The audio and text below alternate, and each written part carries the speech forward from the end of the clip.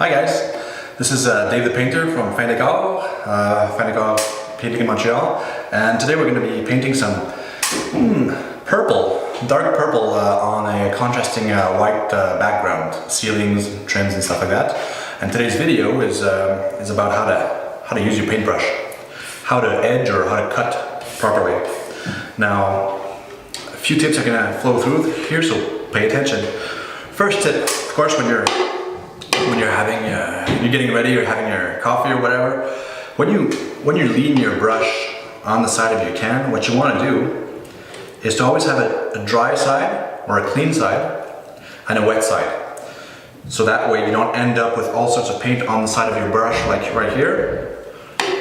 If I would put it on this side here, it would get all dirty. Like I do once in a while, I'm not perfect either. Also, when you use somebody else's can, well, maybe it's wet all around, so unfortunately for you, you gotta put up with that. But when you can think about it, always put your brush to rest when it's resting on one side. And when you're coming out, I can't go to work with this, I'm gonna make a mess. So I clean it on the other side, which is my wet side. Okay. Now, I just cleared off most of the paint on the surface here. Some painters actually go with this and paint like that. That's improper, it's a wrong way to go about, if you ask me. I have another proven method, which is basically, once you're empty, well empty, you can come back, dip in, right, just like that, and flicker the excess paint off, as such. So now I have paint on the outside of my brush. I'm ready to go. This way here I have maybe 3 times more paint than if I would go like that.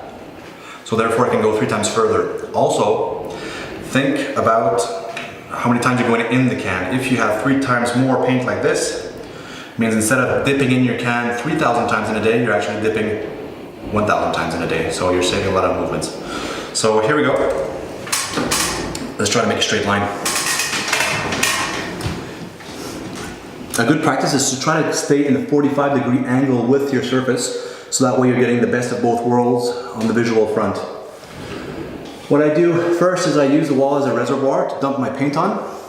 I spread that out relatively evenly, thickness-wise, and somewhat close to the line where I'm going.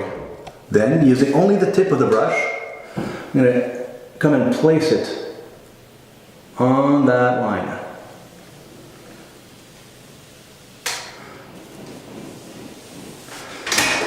Of course, this contrasting color does not forgive. If it's crooked, it'll show.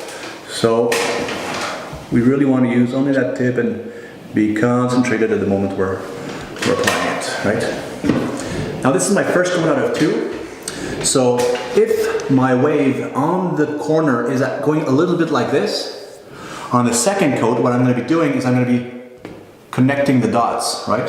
So if you look at this microscopically or really close up, it's going to look like this.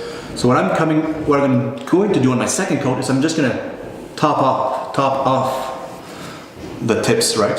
Connect the dots, basically. Now you see, I can already start. I don't know if you can zoom in and see this here, but this is a demonstration. This is exactly what I just demonstrated right here. You can see that I go down just a little bit. I'm not sure you can see that. So if I want to correct it right away, I just come back and I push that line upwards a little bit. Another thing about cutting is you don't want to see stuff like this all across, right? These are what I call joints. Everywhere there's a joint. So as soon as I'm done a section, a 2-3 foot section, I come back and I wipe everything off. So that way we're parallel. We took off the excess, we spread it out, and it's going to dry evenly. What I want to see as well, as much as possible, without exaggerating here, maybe overwork the zone here, but just for the example, what I want to see each time I do a cutting is I want to have the surface actually faded out. So you see this feathering out here? This is perfect. So actually we're leaving from a thick surface to 0, down to 0. And this is just going to dry perfect.